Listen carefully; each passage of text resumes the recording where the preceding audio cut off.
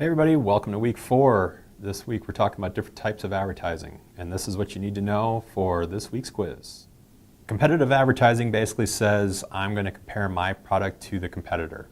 Very simple. So if brand X is producing this, this is why my brand Y, is better, and this is why you should buy it. When we persuade our target market to buy our product over a competitor, that's considered competitive advertising. If I run an ad for my snowboard that says my board is better than the competition, I'm running a comparative ad. As a marketer, I may be working with a small budget, so my goal may be to focus in or concentrate on a market territory, and I need to make sure as many people see my ad as possible. So how often or how frequent is my ad being shown? In the advertising world, you'll often hear about the forget rate, which basically says as a brand, you need to be in the public's eye as much as possible, otherwise they'll forget about you. So the forget rate basically tracks how long does it take for a person to forget about a brand from the moment they last saw an ad to the point to where they actually forgot about that brand, or kind of slipped their mind, so to speak. So as a marketer, we're obviously trying to track how often we are placing ads, where the ads are located in terms of geographic and different types of mediums, and trying to stay fresh in everybody's mind so that they remember the next time they go to the store, they choose our brand. Oftentimes as a marketer, they'll conduct pre-tests, which basically looks at the ad content with either a focus group or perhaps in the snow sports world, you may present it to your retail distribution network and say, what do you think about this? To get some feedback prior to actually committing to the ad. Ad content is very expensive to produce, and then to actually put it out into the world is even more expensive, so you want to make sure you have this right before you commit to it. One of the benefits of using manufacturer reps is the idea of personal selling or two-way communication. So as a rep goes out and talks to retailers, the rep is conveying our message as a brand, the retailer is conveying their message back and saying this is what's working, this is not what's working. And while it's difficult to reach all of your different markets, it's very valuable input in terms of it's real world. It's actually a person telling you this versus just somebody clicking on a survey who may or may not be interested in the actual value of that survey itself. As a marketer, we're often looking at what are considered unsought products. So an unsought product is something that's probably been displaced either through technology or by competition. An example of this would be just older ski or snowboard gear. You don't see a lot of snowboarders riding in Sorel winter boots, but in the early 80s, that's pretty much was a standard boot to use.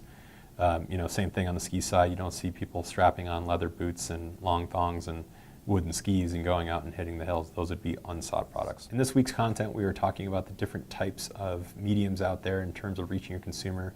And if you look at the online marketplace, these consumers tend to be younger, they're more affluent, they're more educated, and they tend to be more female. So as a marketer, that's good information for us because we may want to look at our marketing campaigns online and shape them around that demographic. Websites are important because they can serve as a communication piece or a delivery channel for us, because as a marketer, we can communicate with our consumers through there, but we can also deliver products through our online sales.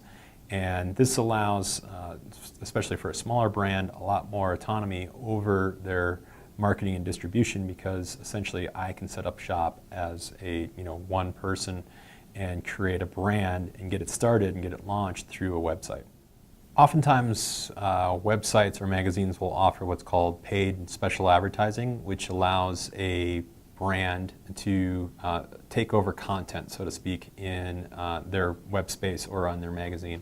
And you can think of this similar to like a commercial on TV, where we basically own that person's attention for this amount of content.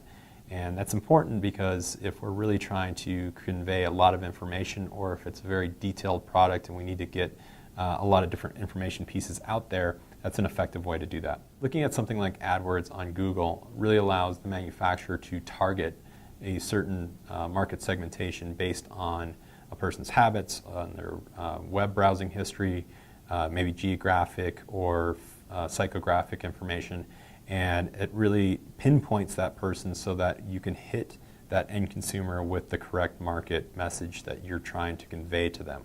With the advent of social media and internet marketing, we've been able to cut costs as an industry versus the historical magazine or television sort of broad spectrum advertising campaigns. Television is historically one of the more expensive ways of putting your message out there, and it's, if you think about the reach of it, it's difficult to say of how well it works, because there needs to be a certain frequency to that ad. Is it on the correct channels? Does your end consumer even watch that content? Versus social media, which is much more pinpoint and targeted towards the end consumer based on their habits and their lifestyle and their activities. In marketing, you hear the term viral marketing, and the reason viral marketing works is that it's spread by peers to peers. So it comes from a trusted source, it's low cost, it's traditionally easy to scale if it's done correctly, and because it's spread organically, there isn't a lot of oversight that's required by the producers. So as a manufacturer, if I get a good viral marketing campaign going, I can just basically get it out there and then let the peer-to-peer network really spread my message on my behalf.